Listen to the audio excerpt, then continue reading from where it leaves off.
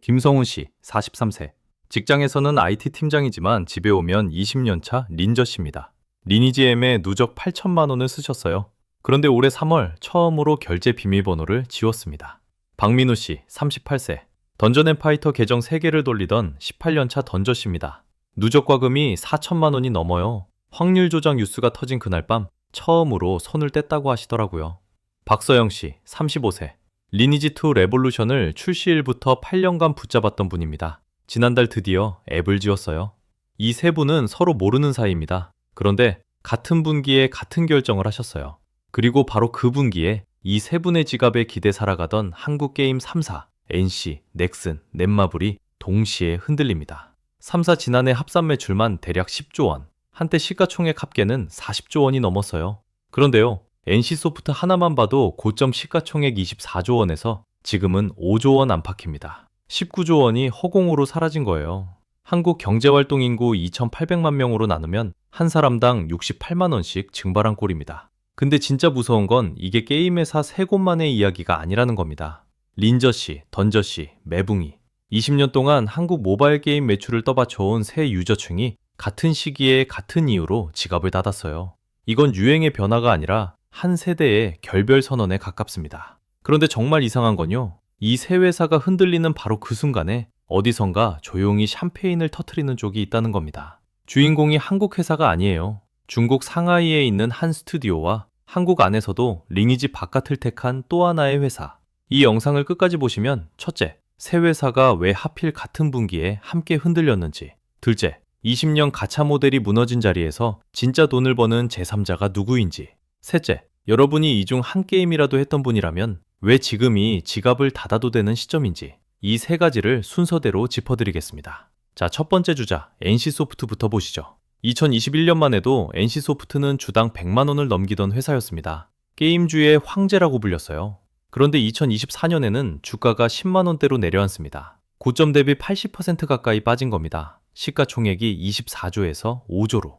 19조가 사라졌다는 건 이런 뜻이에요. 삼성전자가 하만을 9조 원에 인수했잖아요. 그 하만을 2번 사고도 남는 돈이 NC소프트라는 회사 이름표에서 증발한 겁니다. 근데 이 회사 매출을 뜯어보면 이 하락이 우연이 아닙니다. 2024년 매출 약 1조 5,800억. 그 중에서 리니지 M, 리니지 2M, 리니지 W 이 세 형제가 1조를 훌쩍 넘깁니다. 사실상 리니지 한 IP로 먹고 사는 회사예요. 바구니 하나에 계란을 다 담고 있었던 셈이죠. 그런데 바로 그 바구니 안의 주력 고객 40대 린저씨들이 흔들리기 시작합니다. NC가 글로벌에서 승부를 걸겠다며 만든 게임이 바로 스론앤 리버티, 줄여서 TL입니다. 2024년 말 아마존 게임즈 퍼블리싱으로 글로벌에 나갔어요. 출시 초반 스팀 동시 접속 30만 명, 세계 4위까지 치고 올라갔습니다. 그런데 2025년 1월이 되자 동시 접속이 3만 명대로 내려앉아요. 딱 10분의 1입니다. 2월 14일에는 서버 107개를 25개로 통폐합합니다. 출시 4개월 만에 서버의 70%가 사라진 거예요.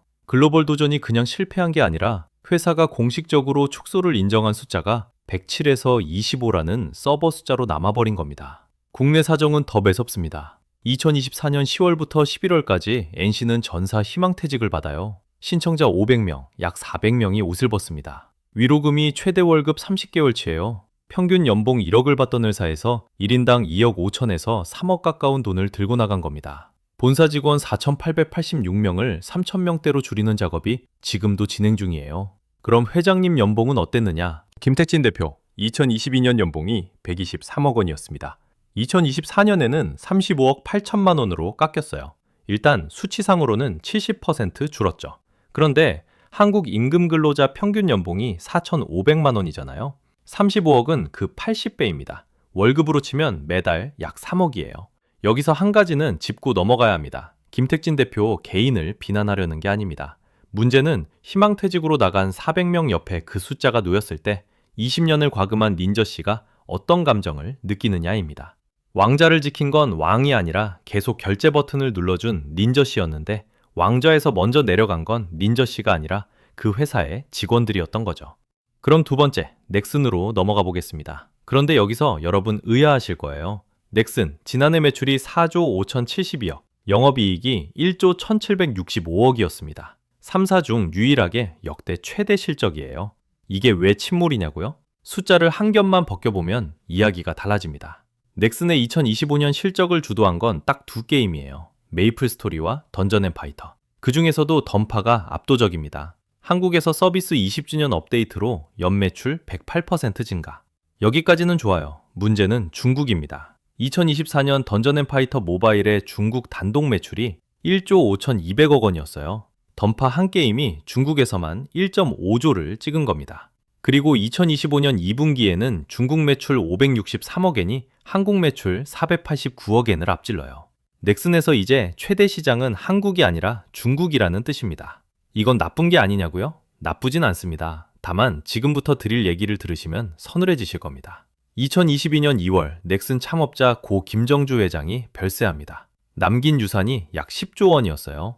유족이 신고한 상속세가 무려 6조 원, 역대 최대 상속세입니다. 유족은 이걸 현금이 아니라 지주사 NXC 지분 30.6%로 물납합니다. 기획재정부가 평가한 지분 가치가 약 4조 7천억 원. 이 지분을 정부가 공개 매각합니다. 그런데 이 매각이 지금까지 4차례나 유찰됐어요. 왜일까요? 살 사람이 사실상 글로벌 사모펀드나 중국 대기업밖에 없기 때문입니다. 한국 대기업이 4.7조를 들여서 게임사 2대 주주 자리를 살 이유가 없거든요.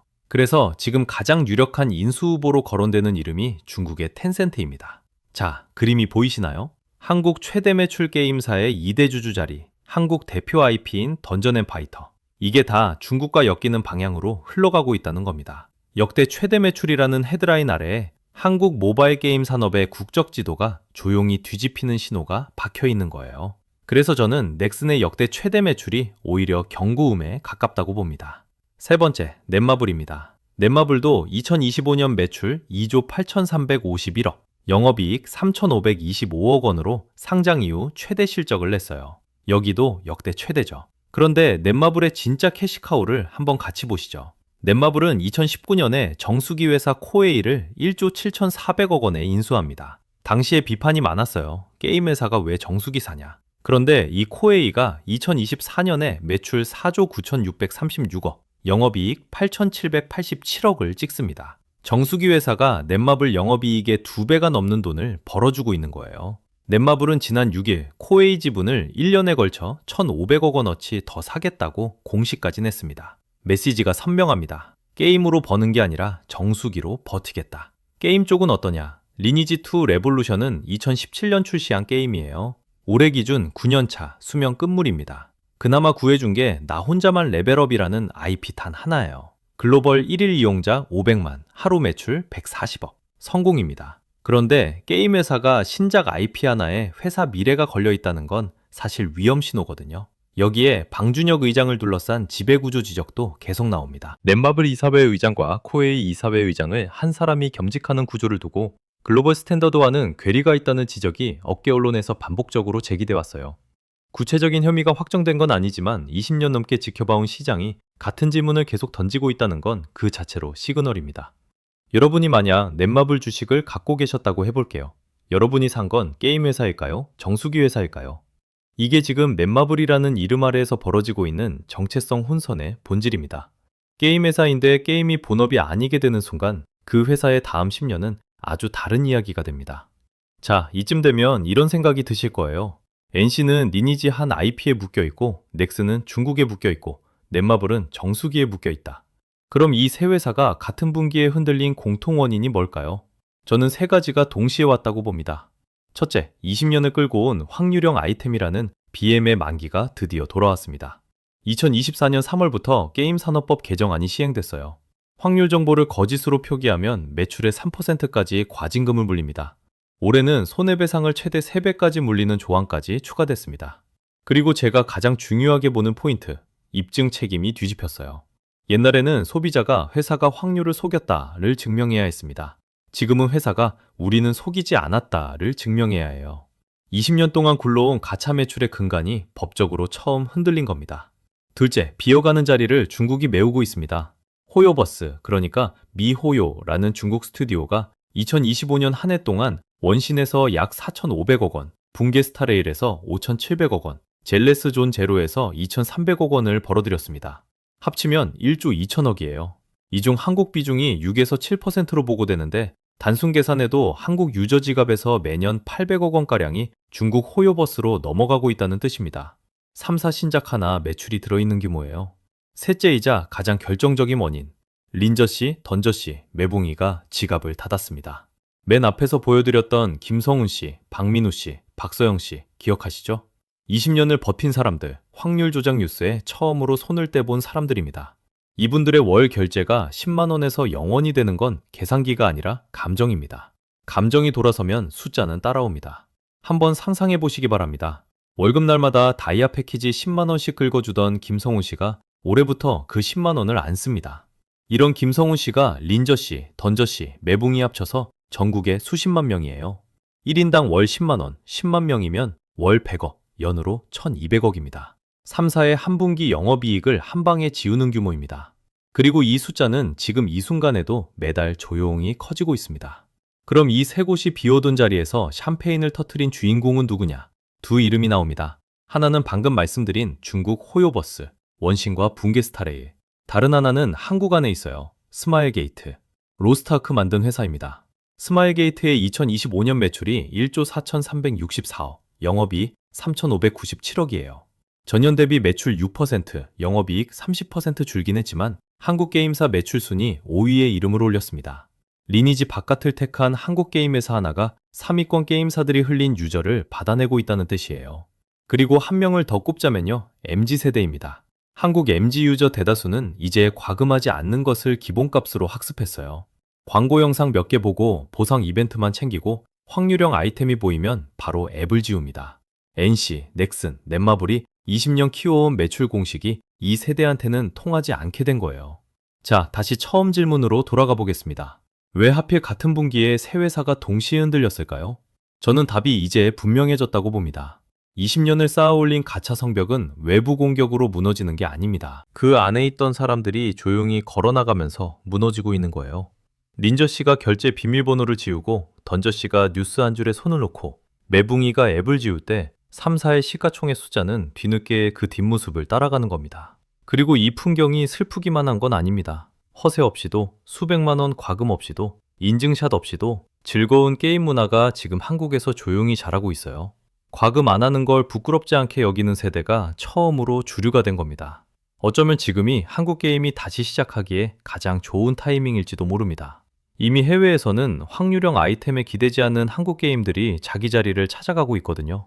인디 개발사들이 만든 생존 게임, 싱글 패키지, 구독형 서비스가 스팀에서 조용히 팔리고 있어요. 20년 가차라는 한 가지 방식만 알았던 한국 게임 산업이 처음으로 다른 문법을 진지하게 실험하고 있다는 뜻입니다. 그래서 이 세 회사의 흔들림을 저는 비극으로 보지 않습니다. 거품이 빠진 자리에 다음 20년을 만들 공간이 막 열리고 있는 거예요. 여러분께 마지막으로 한 가지만 여쭙겠습니다. 여러분이 모바일 게임에 마지막으로 결제한 순간은 언제였나요? 그리고 앞으로 다시 결제할 생각이 드시나요? 댓글에 한 줄로 남겨주시면 가장 많이 쌓인 답변을 다음 영상 주제로 잡아보겠습니다. 오늘 영상이 재밌으셨다면 구독과 좋아요 꼭 부탁드리고요. 다음 영상에서 또 더 재밌는 경제 이야기로 찾아올게요. 감사합니다.